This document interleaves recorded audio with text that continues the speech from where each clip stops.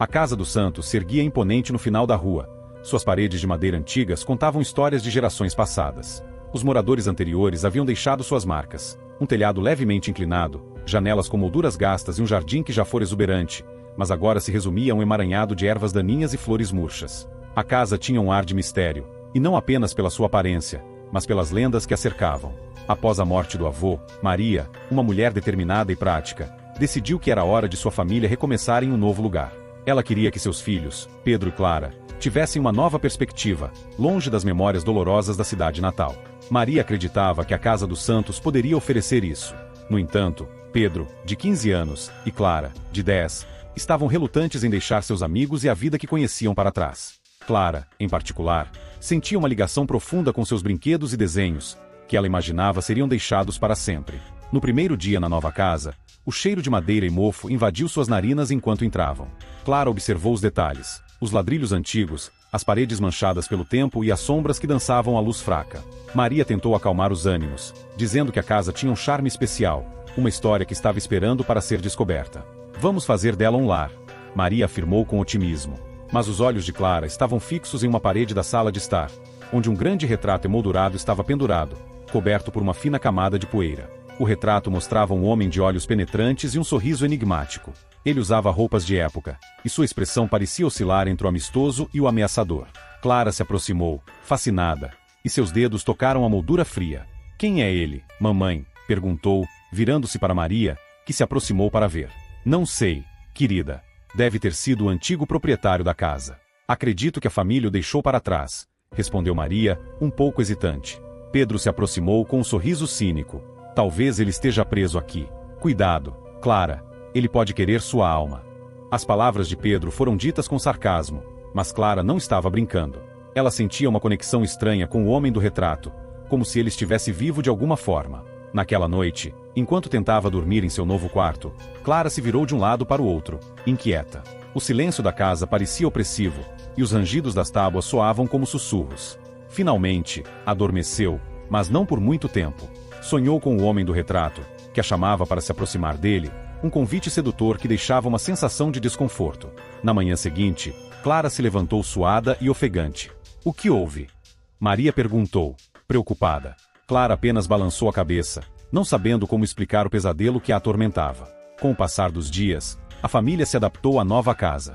Maria se dedicava a arrumar os cômodos, enquanto Pedro se juntava a amigos da escola. Clara, por outro lado, se sentia isolada e solitária.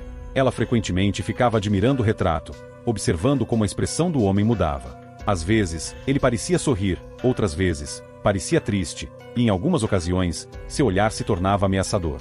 Certa noite, Clara decidiu investigar mais sobre o retrato.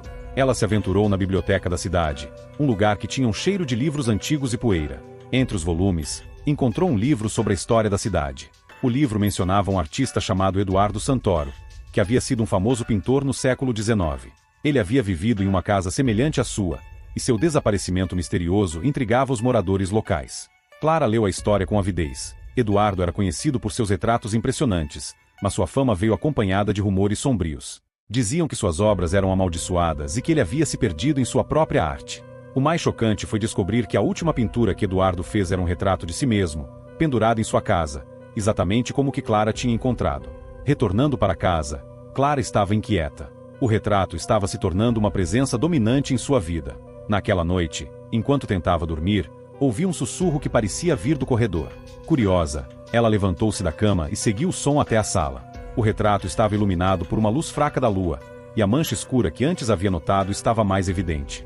Clara estendeu a mão para tocá-la, mas assim que seus dedos tocaram a superfície do quadro, uma onda de energia percorreu seu corpo, fazendo-a recuar. A partir desse momento, Clara começou a ter experiências estranhas. Ela sonhava com o homem todas as noites, e ele parecia mais angustiado. Os sussurros tornaram-se mais claros, e ela jurava que ouvia seu nome sendo chamado. Pedro, percebendo que sua irmã estava agindo de forma estranha, tentou ignorá-la, mas a preocupação começou a se acumular. Você não está bem, Clara. O que há com você? Pedro perguntou uma noite, enquanto assistiam a um filme. Clara olhou para ele com olhos arregalados. Acho que o homem do retrato precisa de ajuda, Maria, percebendo a preocupação dos filhos, decidiu levar Clara a um terapeuta. Mas Clara se recusou a falar sobre suas experiências, temendo que ninguém acreditasse nela. As coisas só pioraram. Certa noite, Clara decidiu confrontar o retrato de uma vez por todas. Com coragem, ela se aproximou e começou a falar, exigindo saber o que ele queria.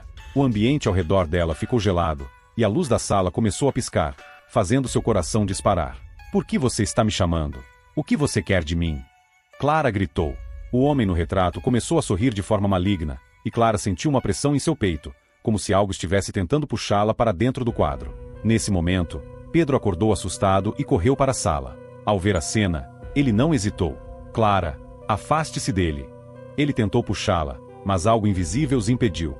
Maria, despertada pelo barulho, entrou correndo e gritou: "O que está acontecendo aqui?"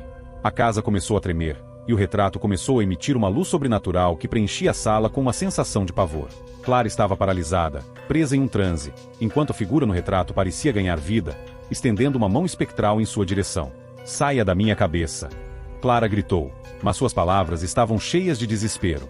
Pedro tentou agarrá-la, mas o ar ao redor deles parecia denso e pesado. A casa estava viva, como se cada tábua e cada parede estivesse reagindo à presença do retrato. "Precisamos sair daqui!" Maria gritou, e, com um esforço conjunto, Pedro e Maria conseguiram puxar Clara para longe do quadro. Enquanto o retrato começava a se deformar, os olhos do homem se tornando buracos negros. A luz explodiu em uma onda de energia que sacudiu a casa, fazendo os móveis balançarem e as janelas quebrarem.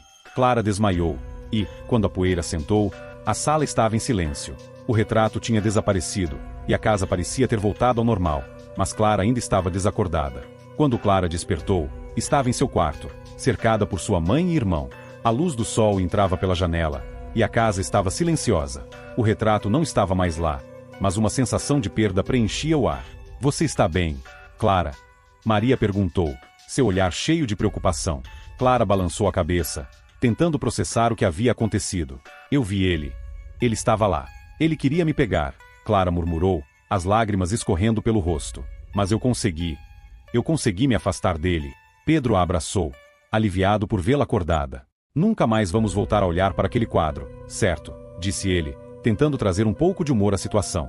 Mas Clara sabia que algo havia mudado dentro dela. A conexão com o retrato e o homem havia deixado uma marca. Depois do incidente, a família decidiu que era hora de se mudar. A casa dos Santos havia sido um lar por um breve momento, mas o peso da história ali presente era insuportável. Maria encontrou um novo lugar em uma cidade vizinha, onde esperava que suas crianças vivessem em paz.